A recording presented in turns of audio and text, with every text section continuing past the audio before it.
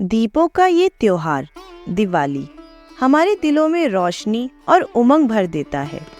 हम जानते हैं कि ये त्योहार भगवान राम के अयोध्या लौटने से जुड़ा है, लेकिन क्या आप जानते हैं कि दिवाली का संबंध सिर्फ राम जी की अयोध्या वापसी से ही नहीं है। इस पावन पर्व से जुड़े हैं और भी अनोखे किस्से जो शायद आपने पहले नहीं सुने होंगे। तो चलिए जानते हैं दिवाली की सभी अद्भुत कहानियों को। सबसे पहले बात करते हैं उस कहानी की जो हम सभी को बचपन से सुनाई गई है, भगवान राम का अयोध्या लौटना। त्रेता युग की बात है, जब अयोध्या के राजा दशरथ ने अपने सबसे बड़े बेटे राम को 14 साल के वनवास पर भेजा था। इस वनवास में राम को कई कठिनाइयों का सामना करना पड़ा। उन्होंने बहुत से असुरों का सामना किया और अंत में राक्षस राज रावण का वध किया।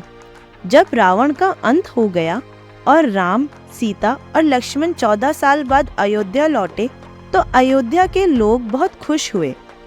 उन्होंने पूरे नगर को दीपों से सजाया, हर घर में दीप जलाए, हर गली को रोशनी से भर दिया। ये दीप जलाने की परंपरा इस बात का प्रतीक है कि हमेशा बुराई पर अच्छाई की ही जीत होती है। राम का अयोध्या लौटना हमें ये सिखाता है कि हर अंधकार के बाद एक नया सवेरा होता है। तब से हर साल इस दिन को दिवाली के नाम से मनाया जाने लगा। दूसरी कहानी हमें पूर्वी भारत की तरफ ले जाती है। खासकर ये बंगाल की परंपरा से जुड़ी है, जहाँ दिवाली का मतलब काली माँ की विजय का जश्न भी है। ये कहानी है उस समय की जब असुरों का आतंक चारों ओर फैल गया था और उनके कारण धरती पर अंधकार और डर का माहौल था। तब देवी काली ने जन्म लिया और वो इतनी गुस्से में थी कि उन्होंने असुरों का खात्मा करने का संकल्प लिया।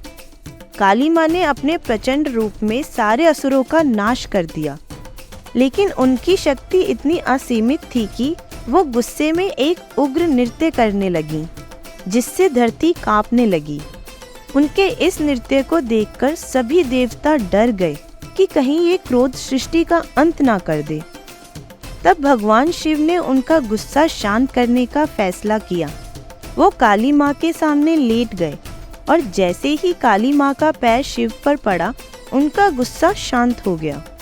बंगाल में दिवाली पर काली माँ की पूजा की जाती है, जो हमें याद दिलाती है कि कभी कभी अच्छाई की जीत के लिए कठोर कदम उठाने पड़ते हैं ताकि दुनिया में संतुलन बना रहे। तीसरी कहानी है समुद्र मंथन की, जहां लक्ष्मी जी का पुनर्जन्म हुआ था। प्राचीन ग्रंथों में समुद्र मंथन का जिक्र किया गया है, जब देवताओं और असुरों ने अमृत पाने के लिए समुद्र मंथन किया था। मंथन के दौरान बहुत सारी चीजें समुद्र से बाहर आई और आखिर में अमृत निकला। अगर आप जानना चाहते हैं कि समुद्र मंथन क्यों और कैसे हुआ था, तो आप हमारे चैनल पे उसकी वीडियो देख सकते हैं या ऊपर दिए गए लिंक को क्लिक करें। इसी समुद्र मंथन से देवी लक्ष्मी प्रकट हुई। लक्ष्मी जी के प्रकट होते ही संसार में धन, वैभव और समृद्धि का आगमन हुआ।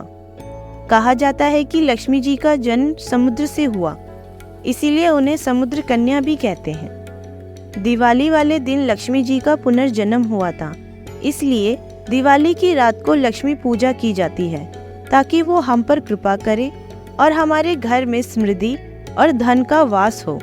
ये कहानी हमें बताती है कि दिवाली सिर्फ अंधकार से रोशनी की तरफ जाने का पर्व नहीं है, बल्कि लक्ष्मी जी की कृपा पाने का भी दिन है। अब अंत में बात करते हैं चौथी कहानी की, पांडवों की वापसी। महाभारत में बताया गया है कि पांडवों को जुए में हारने के बाद 12 साल का वनवास और 1 साल का अज्ञातवास भुगतना पड़ा था।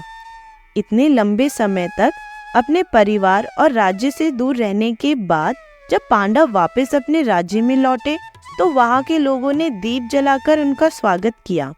उनकी यह वापसी दिवाली के पावन पर्व के साथ एक दिव्य संयोग बन गई। पूरे राज्य में लोग खुशी से दीप जलाकर उनकी वापसी का जश्न मना रहे थे। हर घर, हर गली दीपों से सजाई गई। ये कहानी संघर्ष और धैर्य के बाद आने वाली विजय का प्रतीक है। पांडवों की वापसी का ये किस्सा दिवाली को एक नया मतलब देता है कि हर कठिन समय के बाद जीत की रोशनी हमारे जीवन में जरूर आती है। ये रोशनी हमें सिखाती है कि हर अंधेरे में एक उम्मीद और धर्म का संदेश होता है। इस कहानी के अनुसार दिवाली सिर्फ एक पर्व नहीं बल्कि आशा और दृढ़ता का भी प्रतीक है। तो ये थे दिवाली से जुड़े 4 अद्भुत किस्से। राम का अयोध्या लौटना, काली माँ का विजय नृत्य, लक्ष्मी जी का पुनर्जन्म और पांडवों की वापसी। हर कहानी में दिवाली के दीपों का एक खास मतलब है। ये दीप हमें प्रेम, शक्ति, समृद्धि और विजय का महत्व सिखाते हैं। इस दिवाली पर इन कहानियों को याद करें और अपने जीवन में भी रोशनी और खुशियों का संचार करें। आप सभी को हमारी तरफ से दिवाली की ढेर सारी शुभकामनाएं।